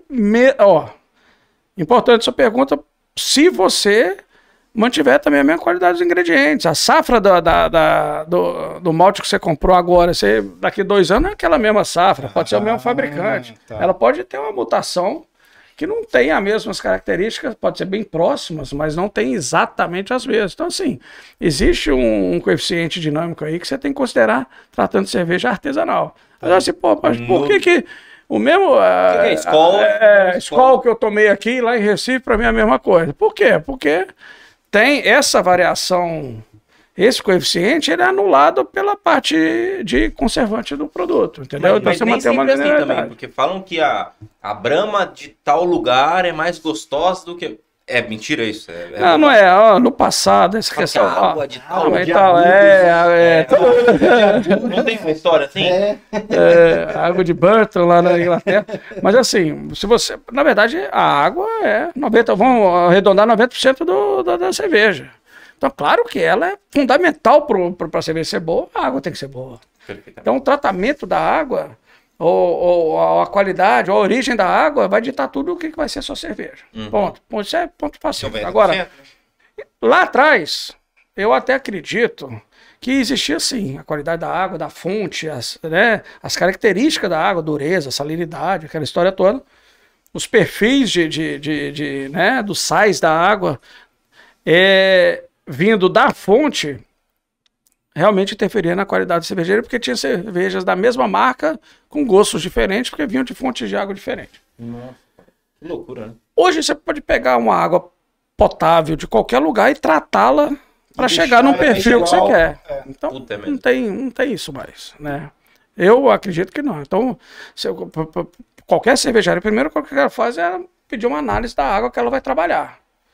Né? Ela tem que ter essa água, e ver o que tem nessa água. Essa água tem isso de cloreto, tem isso de magnésio, isso de manganês, de carbonato.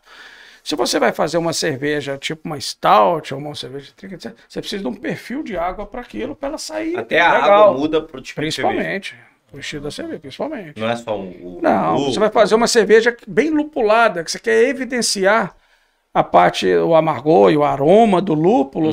Ela tem uma relação mais de sulfato do que de cloreto, diferente daquela que de trigo, por exemplo, entendeu?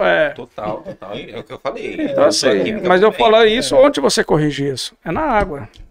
A única coisa que a água não pode ter é cloro, para qualquer tipo de cerveja, que é um veneno.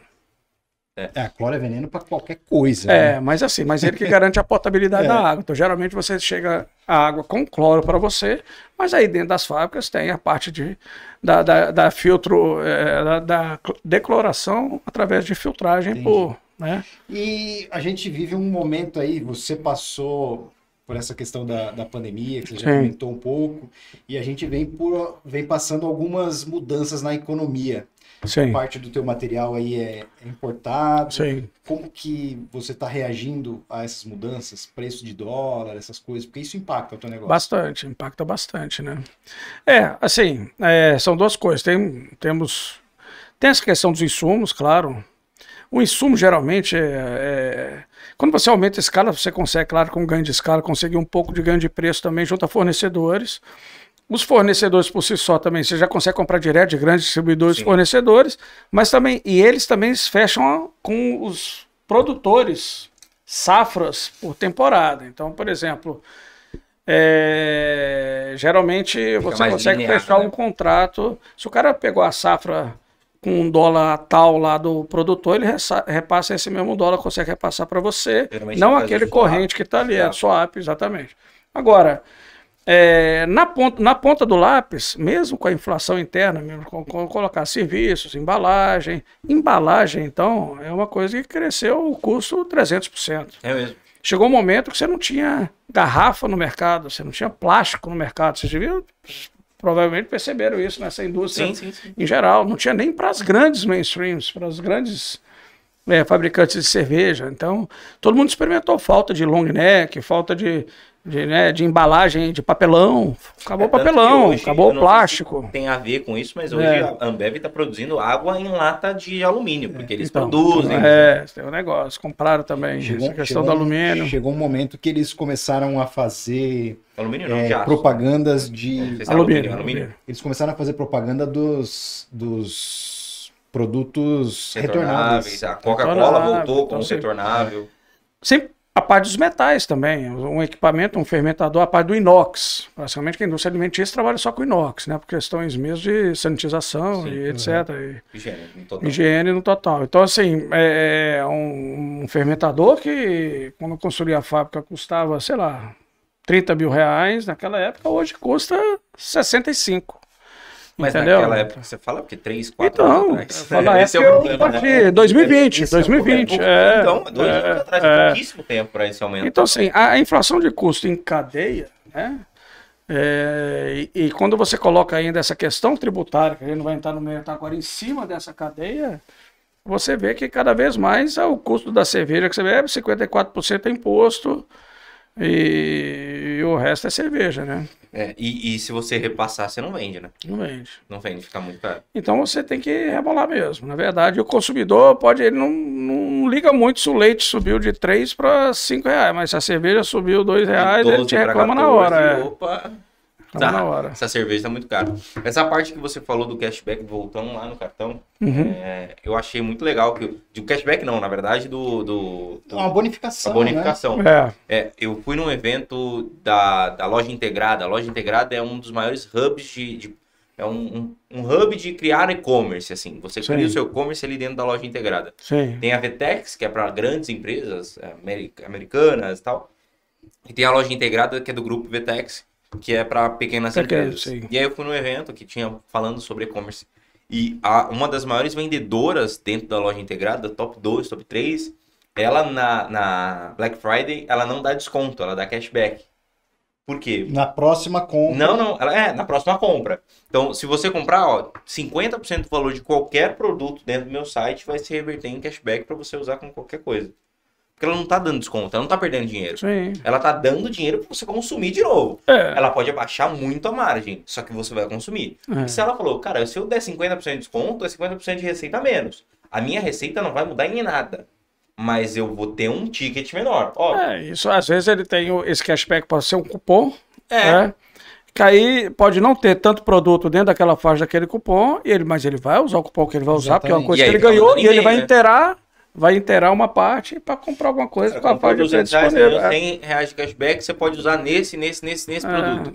E aí você vai usar. E aí você entra de novo. Você direciona para aquele produto que está com mais dificuldade. Que vende menos, aí você dá mais desconto ainda. Ou se o cara não se interessar por aquela faixa, ele usa o 100 que ele tem, mas inteira mais 200 para comprar aquele item de 300. Perfeitamente. Isso é bem bacana. Isso de você dar o cupom, o cara colocou 300, você está com 345, você vai consumir. Sua margem diminui pouca coisa, mas o cara ali, ele vai, 350, coloca mais 50 manga aí, vai. Então, tudo isso que você falou é exatamente nossa política de bônus. Se você colocar R$300, você tem 15%. Aí chega na Black Friday, o que a gente faz? A Black Friday você ganhou 25% se você colocar R$300, não 15%. Então, ou seja, você está ganhando dinheiro para consumir ali dentro. Exatamente. A ideia é essa. Você está fidelizando o cliente, porque hoje o que a gente quer como cliente é lugares que valorizam a nossa presença. Exatamente. Até na frase que você apresenta. Por exemplo, se a minha ideia é cada R$100 ter 10% de bônus, eu podia falar assim, não, se você colocar R$10, eu te dou 10% de desconto. Você vai pagar 90. Aí você vai pagar 90. Não me interessa, eu te dou 10% de bônus. Você vai ganhar mais 10, você vai gastar 110 em vez de gastar 90. Uma análise que eu faço sobre isso, quando você dá desconto, você está depreciando o seu produto. Exatamente. Agora, quando você dá um bônus, você está valorizando. É um over delivery. Você está valorizando o teu produto. Eu vejo isso dessa forma, né? Antigamente isso não era visto dessa forma. E você também motiva o cara a comprar mais, porque só comprar essa camisa, beleza. Se você comprar essa camisa, você ganha um cupom de mais R$50 para gastar na loja. Aí você fica com aquele cupom ali. Você tem que usar, até dia 30. Até dia 30. Cara, aí você vai na loja, o que tem de 50? Só essa cueca aqui, cara, mas tô cheio de cueca. E esse chinelo aqui, ele é 150. Ele é 60. Então toma 60 a mais e me dá esse chinelo aqui, usei meu cupom. Aí ele vendeu o chinelo. Você fica satisfeito. E na cabeça do consumidor, ele não gastou 100 reais. Ele gastou 60. Gastou 60, exatamente. Exatamente. E a questão de, eu falei no segundo episódio, né, no episódio com o Jeff, o LTV aumenta, né, que é o Lifetime Value, quanto o valor do cliente ele consome ali. Em vez de ele consumir 100, ele consome 110. Ou se ele consumir 300, aí ele vai voltar outras vezes. O importante é que ele volte mais vezes, né? Não adianta nada ele ir lá uma vez e gastar R$1.000. Isso legal ele ir todo mês gastar R$100. No caso da cerveja, isso estimula o consumo, é comprovado, é estatístico e psicológico. E você não compra carro toda hora, mas você bebe cerveja toda hora. Então, se você tiver esse... agora sim. Então, assim, eu acho que num ambiente de consumo recorrente, né, nessa indústria de serviço, consumo recorrente, esse tipo de promoção é muito bem aceito, nossos clientes gostam bastante. Então, quem vai sempre, já tem um cartãozinho, já sabe, custa, porque tudo tem um custo. Então, olha só, o cartão... Por exemplo, eu vou te mostrar um cartão novo que saiu da praia agora. Seria incrível se ele falasse, e esse cartão aqui? Esse cartão aqui é seu agora. Tem R$100 de consumo. Se ele fizer isso, vou combinar isso.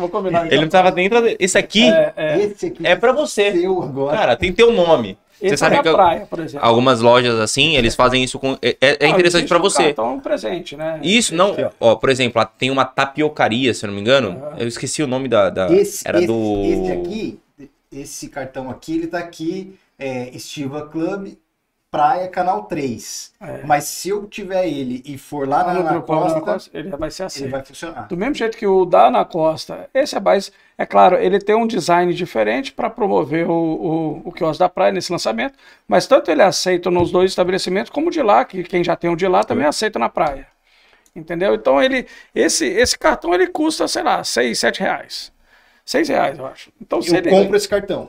Quando você chega lá, eles retêm do seu primeiro, você faz seu cadastro. É mais fácil aqui, né? Botei 100 reais, ele vai te avisar. Estou retendo 6 reais desse valor, que é o custo do cartão. Você não precisa me devolver o cartão. Não foca. Mas, por exemplo, você fala assim, não, mas eu não moro em Santos, eu vim, quero consumir, depois eu vou embora, eu vou voltar só no ano que vem, que eu moro na Irlanda. Beleza. Quando você voltar aqui, eu te dou o cashback dele, dos 6 reais, que é o custo dele, você me devolve o cartão. Ou eu te dou esse cash, você me devolve o cartão, eu te dou em produto. A gente tem filho pequeno, sabe? Isso funciona nos parques dos shoppings. Sim, exatamente. Mesmo modelo. Que nem essa tapiocaria que eu falei. Porque custo. Imagina, senão cada vez você falar, esqueci o cartão, então toma mais um. Esqueci o cartão, toma mais um. Tem que ter custo. Toma mais um. Exatamente. Então... Lembra do Vesgo, do Pânico? Lembra do Pânico na TV? Tem um Vesgo, ele é dono de uma franquia de tapioca. E ele pega alguns influencers e assim, o Starbucks não, o OK Berry faz isso. Dá um cartão de uso ilimitado, ou uso anual. Porque aí o cara, ele deu pro cara, é óbvio, o cara ele tem consciência que ele não vai usar muito, ele não vai chegar lá e gastar 3 mil reais. Ele se sente ganhei um presente. E toda vez que ele for na estiva, ele vai lá e posta que tá na estiva. Então fica um custo muito baixo para aquisição de um influencer. Então é uma ideia para vocês. Pegar o influencer, cara, dá um cartão aqui de uso ilimitado. Só cerveja, pra você não consumir outras coisas. Pô, fica um custo muito barato. Vou convidar o Zeca Pagodinho. Aí quebra a firma. Mas ele dá uma palhinha lá pra gente, vale a pena. Ele é fechado com a Brahma, né? Ele é fechado. Ele é fechado com a Brahma. Não dá pra competir. Eu vi ele no podcast esses dias, a menina falou assim, mas você não tinha parado de beber? Ele, não, pelo amor de Deus, eu nunca parei. Quem falou isso pra você? Não, lá na minha casa tá cheio de caixa das Brahma lá. Mas ele é sensacional. Mas já tá bem patrocinado. Eu, outro dia... vendo os gurus da internet, porque a internet tem especialista de tudo, né? Eu tava vendo o jeito de colocar a cerveja aqui. Diz que se você... Tem gente que não gosta da espuminha. Eu gosto. Vira o copo, coloca devagarzinho. Diz que quando você coloca a cerveja assim, a cerveja fica mais pesada. Quando você despeja a cerveja aqui... a cerveja fica mais leve porque ela libera o gás. Não, o que acontece? Eu vou achar esse vídeo. Vamos desmanchar esse mito. O cara coloca um guardanapo, né? Isso, isso é famoso. Isso aqui vai virar um corte, tá? Isso aqui é uma apresentação, isso vai virar um corte. Exatamente. Vou pegar o serviço, você coloca o copo assim em torno de 45 graus, vai colocando a cerveja, se for o chopp na torneira, e no final... é necessário que ela dê essa espuma. Por quê? Qual que é a função da espuma? Além dela manter o aroma e o sabor da cerveja, ela mantém a carbonatação também, ou seja, ela evita um pouco que o CO2 dela, o gás carbônico, ele saia e ela vai ficando... né? Ele mantém o sabor, o aroma e a carbonatação da cerveja e até mesmo influencia na manutenção da temperatura. Rapaz, o CO2 que tem aqui...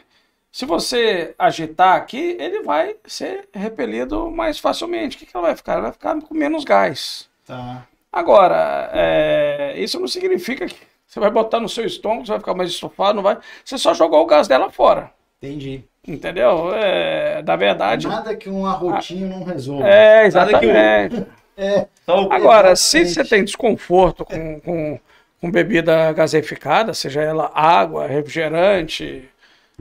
porque, claro, quem tem o pH do gás carbônico, o pH da cerveja é ácido, né? Então tem gente que sente desconforto, quem tem azia.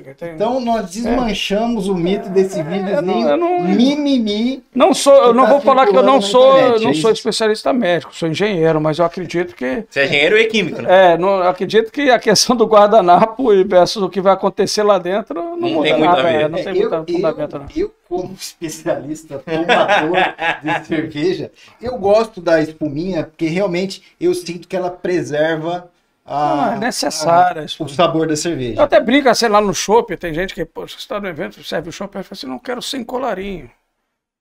Não, quero aquela flatzinha sem colarinho. Aí eu vou te explicar o porquê. Eu já fui duro. É porque tem mais cerveja sem colarinho. Não, exatamente. Eu já fui duro. Isso é mais cerveja. Isso é o quando o cara coloca o colarinho aqui, ó. Porra, meu, olha o tanto de cerveja que você for colocar. Vai lá, não vai resolver. Porque você vai pagar por ml que sair da. O problema é teu, né? Exatamente. Então.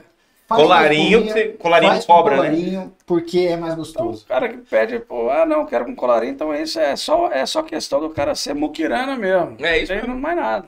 Tem mais nenhum. Pede a espuma à parte. Aí você vai colocando assim. Vai colocando no copo, né? Mas sem demagogia nenhuma. O cara que pede cerveja sem colarinho, pra mim, é igual o cara que vai lá na padoca e pede uma laranjada com gelo à parte, entendeu? Me dá uma laranjada, mas põe um gelo à parte, por favor. Por quê? Pra vir mais suco. Mas aí dá aquela borrada no joga aqui, pá. É a mesma coisa, cara. É a mesma coisa. Mas assim, sem demagogia nenhuma, é uma cerveja muito boa. Não, é muito boa. Sim. Muito boa. Eu não tô brincando. Essa de maracujá é a minha fruta preferida, de suco e tudo, é maracujá. Essa aqui foi... Cara, essa foi uma das primeiras receitas que eu fiz. Em casa ainda, na época de caseiro. Realmente, ela foi um sucesso com todo mundo. Eles falaram assim, isso é coisa de menininha, de mulher. Hoje é uma falácia, falar, a mulher gosta da mais. Pô, tem um monte de cliente, mulher que só toma IPA, Stout, Riz. Riz é uma Russian Imperial Stout, que tem 14% de álcool, 11% de álcool. Então, assim, isso é uma falácia. E um monte de homem... também adora. Isso aqui no verão na praia, geladinho. Nossa. Entendeu? O cara, quando ele vê... O calor de hoje. Então, exatamente. Esse negócio de cerveja pra mulher, cerveja pra homem... Não existe. Isso é uma falácia. Não passaram. Não falácia. Não existe. Porque, olha, para acompanhar ali é difícil. O legal do nosso sistema também, por essa questão dessa automatização, né, é que a gente consegue traçar um perfil bem claro do cliente, porque o próprio meu sistema me dá esse feedback, essa parte inicial eu consigo saber qual que é meu público, eu consigo ver o perfil de idade, o perfil de horário, o perfil de estilo de cerveja, tipo... É muita informação. Então boa, eu consigo atingir, se eu quero, eu tenho que ter essa inteligência do negócio para saber que o meu público na faixa de 35, 45 anos, mulher... consome majoritariamente esse estilo, eu tenho que ter ele nesse step dele. Sabe que você tem que fabricar tem que fazer mais de um, mais do outro também. Quando eu tenho o cartão, o que eu preciso te dar de informação para ter o cartão? Não, quando você vai fazer o cadastro, vão te pedir nome, CPF, data de nascimento, um e-mail. Tá, já tem um cadastro básico. Tem gente que não quer fornecer qualquer dado, né? Mas eu preciso do CPF, a idade e o nome. Não quero dar e-mail, não quero acho que vai receber mala direta, não sei o quê. Beleza. Cara, mas tem que dar e-mail. Não, mas às vezes o cara não quer. Aí a gente respeita, beleza. Só que com isso a gente consegue traçar um perfil. Quem que é meu público? Perfeito. Meu público nessa faixa... Cara, no canal 3, consomem mais pessoas dessa cerveja. Dessa cerveja. Essa cerveja representa X% das vendas em volume e essa representa X% das vendas em faturamento. Então, se eu fizer uma promoção, tem que ter... Isso aí é muito sensacional, cara. Isso é bizarro. Trazer... Essa é a parte da inteligência do negócio. Exatamente. Hoje, na parte de clientes, eu tenho isso. Eu tenho X clientes. Hoje eu atendo basicamente médico e empresário, porque tem uma vida muito semelhante ali. O cara não tem tempo. Um colega meu é médico, o Gabriel também. Ele falou assim: Santana, eu tenho assessor porque é preferível chegar a 11 horas. Médico, a gente pensa que trabalha muito, até conhecer médico, né? Médico é absurdo, assim. É fora do comum quando esses caras trabalham. É muito tempo. Tem cliente meu que eu li qualquer hora tá dando plantão. E aí o cara chega e fala: Santana, eu prefiro ter um assessor e confiar em você do que chegar à noite e estudar sobre investimento, cara. Eu prefiro estudar pra minha cirurgia amanhã. E aí acaba tendo tempo. E aí eu consigo ter esse business intelligent. Que cara, meu cliente perfeito é o cara que tem de tanto a tantos anos, ele recebe X por mês. O que é valor pra ele, ele enxerga dessa forma. Porque eu sei o que eu vou falar. Pra você poder se dedicar melhor ao público que é diferente eu falar pro cliente, falar, olha, eu vou te ajudar a proteger o seu patrimônio. E, olha, eu vou te ajudar a ganhar dinheiro. São coisas totalmente diferentes. E eu tenho que saber que vai do perfil do cara. Se ele é conservador, se ele quer alavancar... Exatamente. Patrimônio. E é isso que eu vou resultado falar de curto prazo, de longo prazo. Exatamente. No meu lead, eu tenho que falar a primeira frase que ele quer. A minha função é ganhar dinheiro pra você, a minha função é proteger seu patrimônio. Quando eu falar a frase correta, cara, putz, é isso. que é muito comum um golpe na nossa área, no mercado financeiro é muito comum um golpe. Então eu tenho que falar muito mais sobre proteção, dar a segurança para o cliente.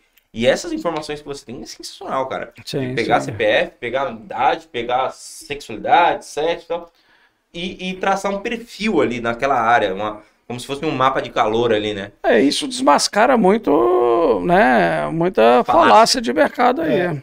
Você fala, poxa, mas como? Mulher na faixa dos 40 anos toma IPA? Tem aqui, eu tenho 20% aqui dessa fatia dos estilos consome esse produto. Tanto tentar. Informação é tudo, né?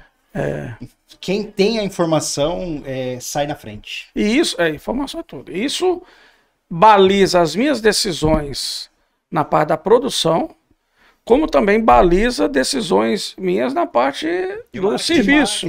E marketing. Fora o marketing. O marketing aí, se você vai fazer o marketing, concatenar tudo isso aí para aquilo que você quer. Mas, por exemplo, eu consigo olhar para o perfil de consumo por horário no meu bar também. Então, assim, adianta eu ter alguma coisa às 2 horas da tarde e eu tenho esse pico aqui, às 19 da tarde.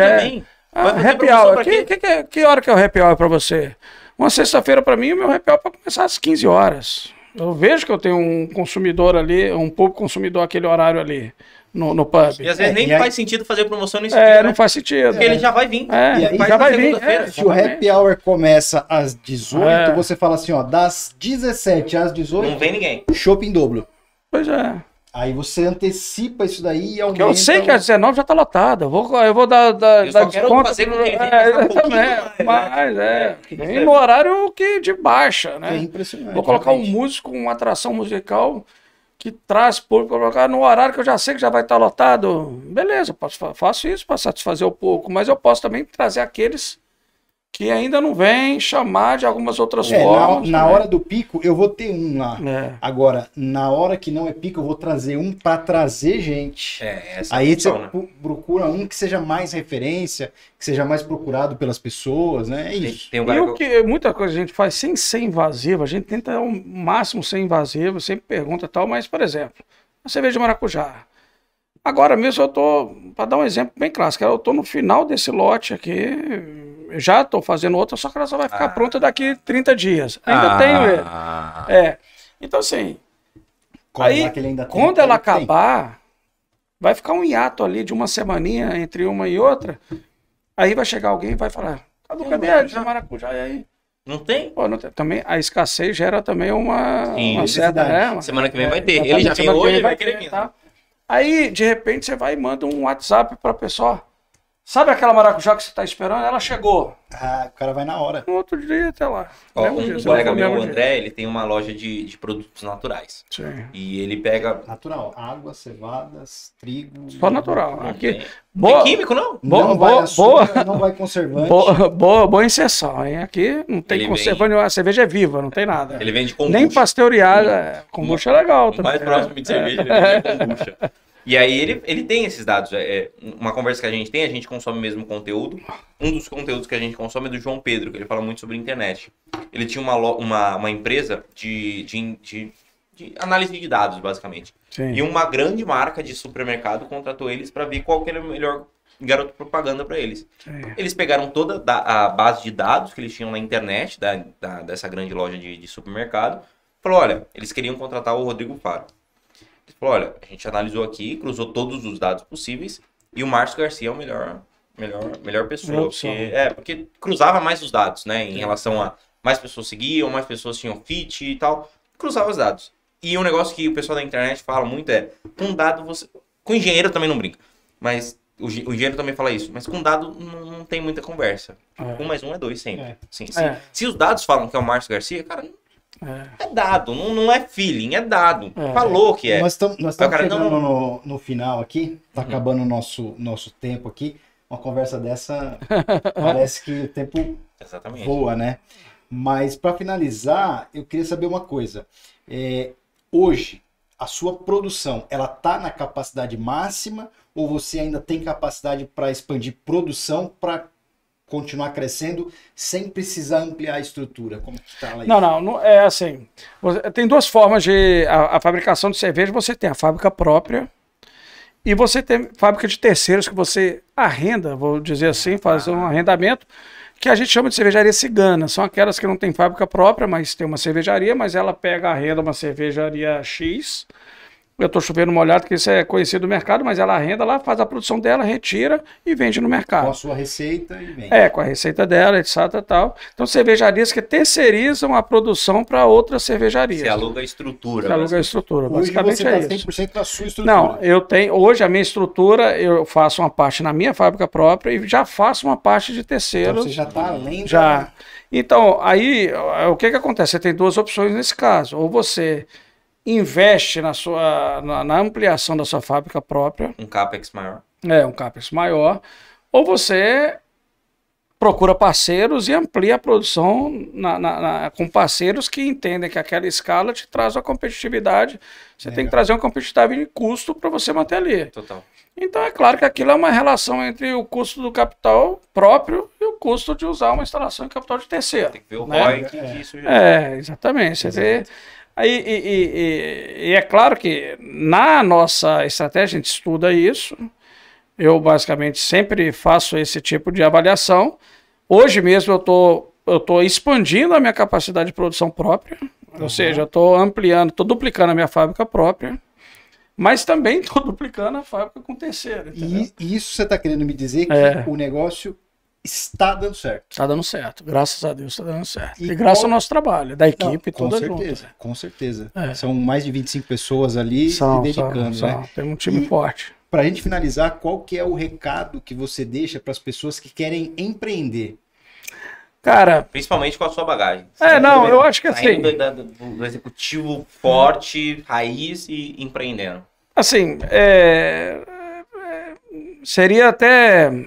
Eu tenho que citar um clichê que é acredite nos seus sonhos, porque é claro que isso não tem como mudar, não tem como falar isso diferente, então o cara tem que acreditar no sonho dele. Agora, tem que se planejar. Se eu pudesse voltar atrás, eu teria me planejado um pouco melhor do que eu me planejei. Talvez construído essa transição com mais cautela. Né? Não que foi um rompimento abrupto, não foi.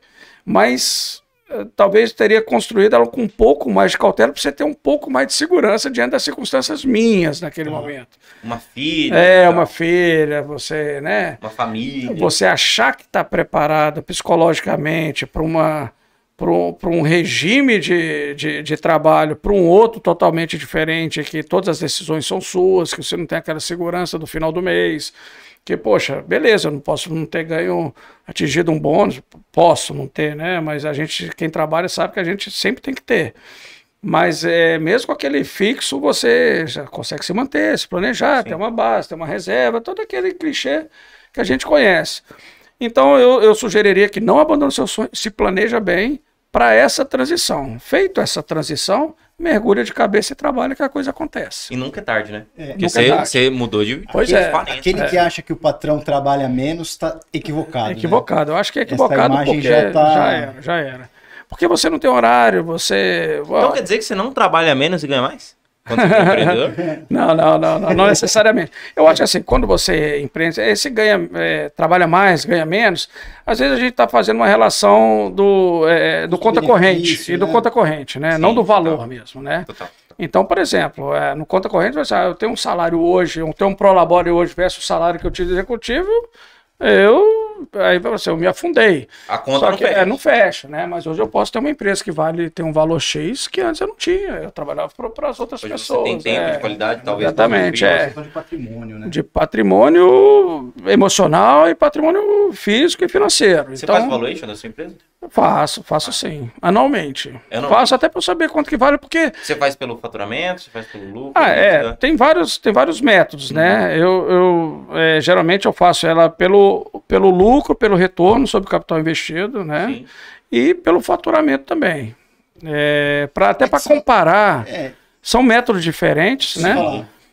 Porque assim, querendo ou não, sempre aparece. Poxa, eu tenho interesse, quero investir. Quanto você acha que vale a tua empresa, etc. O faturamento não necessariamente tem a ver com quanto você está ganhando, né? Não tem. Todo eu acho que o que dita mesmo é o fluxo de caixa, né? O fluxo de caixa é um dos... Fluxo de caixa e margem. E margem. Fluxo de caixa então, se você pensar assim, quando você vai tomar uma decisão de se você vai trabalhar com autoatendimento e ele vai ser pós ou pré-pago, a minha decisão foi baseada no fluxo de caixa. Sim. E em toda a bagagem que eu trabalhei antes como gestor para saber que o fluxo de caixa é aquilo que vai deixar a empresa em pé ou não, desde que ele seja positivo. Se eu vou ter que financiar meus fornecedores ou o contrário. Então, toda essa decisão... Então, quando você opta por um sistema pré-pago, primeiro você deixa o teu dinheiro. Depois você vai consumir. E eu vou trabalhar com o seu capital. Você falou um negócio aqui, eu trabalho com gerenciamento de conta de pessoa jurídica já há muitos anos. Você falou um negócio aqui que eu acho fundamental. Quem vai financiar o negócio? É o fornecedor que vai financiar o meu negócio ou sou eu que vou financiar o meu negócio? Exatamente. Cara, eu acho que isso, o planejamento, a decisão disso, quanto de capital de giro eu vou ter para saber se o meu negócio vai ter capital de terceiro dentro, ou se eu aqui vou ser o capital de terceiro de alguém, isso faz com que a sua empresa realmente tenha um viés de crescimento ou não. Ou não, exatamente. Eu acho que essa decisão é fundamental. E não sei se você já leu o livro Sonho Grande, do Paulo Lema, do Sim, Jorge. Já li. Basicamente, o crescimento da Ambev foi nisso, né? Eles conseguiram barganhar em relação a, poxa, eu compro X bilhões de reais de você. Cara, me dá 75 dias. Então eles compravam, tinha tempo para pagar, eles conseguiam vender. Então o casamento e o fluxo de caixa deles era o que dava a margem deles, né? O que dava a competitividade deles, né? Exatamente. Quando você decide ser capital de terceiros, ou seja, você tem o capital de giro e vai financiar o seu fornecedor, você cria um desencaixe no teu fluxo. Exatamente. Agora, quando você pega o teu fornecedor, coloca ele dentro da tua empresa, trabalha o dinheiro dele como capital de giro, você tá colocando capital de terceiro dentro, o teu crescimento é alavancado. Você leu o livro do Sonho Grande? Não basicamente li. Mas aí você alavanca o teu ganho, você trabalha com dinheiro de outro ganha dinheiro em cima disso. Ele era tão grande que ele fazia o comprador dele pagar à vista e ele combinava com o fornecedor de pagar em 60 dias, 75 dias. Então, assim, pago à vista, tenho dinheiro, tenho 60 dias para ver o que eu faço para pagar o fornecedor e tal. Isso é fantástico, né? É isso.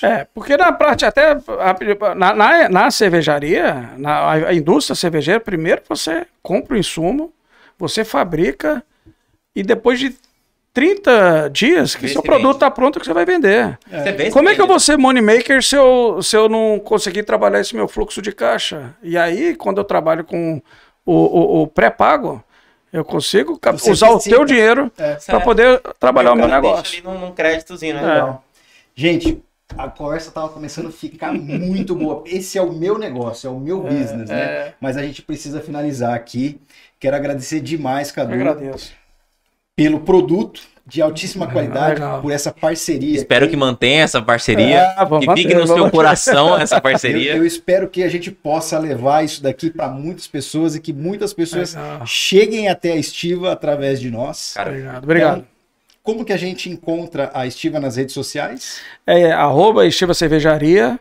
E temos também o delivery, que é www.estivacervejaria.com.br. Bacana, vai estar tudo no link aqui na descrição. Tá tudo aqui, o @Estiva Cervejaria está no Instagram, no Facebook. E vocês estão convidados, não só vocês, como os clientes, né? Seus clientes, sua carteira de clientes, toda a comunidade, o seu entorno, estão convidados a conhecer na Ana Costa, no quiosque da praia, e eventualmente vão conhecer pela cidade nos eventos. Fica ali na 410, Palace, né? Praia Palace Food Market. Fica ali na Costa 410, sentido praia. Tem lá é um complexo gastronômico, tem comidas variadas, etc. E tem a cervejaria lá que pode ver, inclusive, pode ter oportunidade de a gente estar fabricando a cerveja ao mesmo tempo que você esteja lá consumindo. A gente vai colocar aqui. É uma experiência. É uma experiência. E aí, na praia lá agora, recém-inaugurado. Recém-inaugurado no Canal 3, bem ali no Canal 3. Todo o corredor ali, são 2 quiosques juntos que formam a Estiva Club.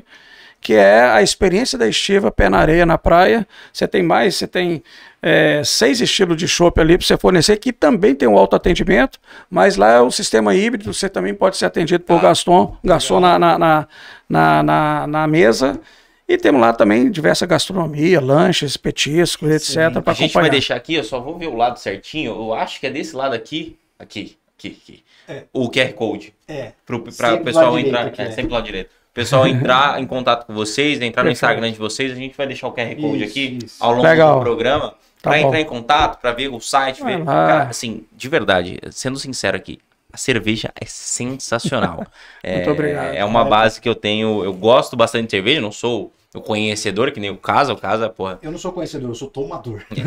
Eu sou mais da cachaça, que minha família é de Minas e tal. Então eu gosto mais. Ótima procedência. Ótima procedência. E eu gosto mais de cachaça, mas cervejinha sempre acompanha. Sempre acompanha. Agradeço demais a sua presença aqui, de verdade, e toda a parceria que a gente vem formando. Agradecer a minha ME Digital também, nossa produtora aqui, nosso parceiro. Agradecer a Bárbara, o Léo, que vem apoiando a gente. Quem tiver interesse em produzir qualquer tipo de conteúdo aí para as redes sociais, marketing digital, publicidade, propaganda, a minha ME é o ponto, assim. Sem dúvida nenhuma. É isso. Valeu? Fechou. Obrigado. Valeu. Obrigado. Tamo junto. Até o próximo episódio. Até mais. Tchau, Tchau, pessoal.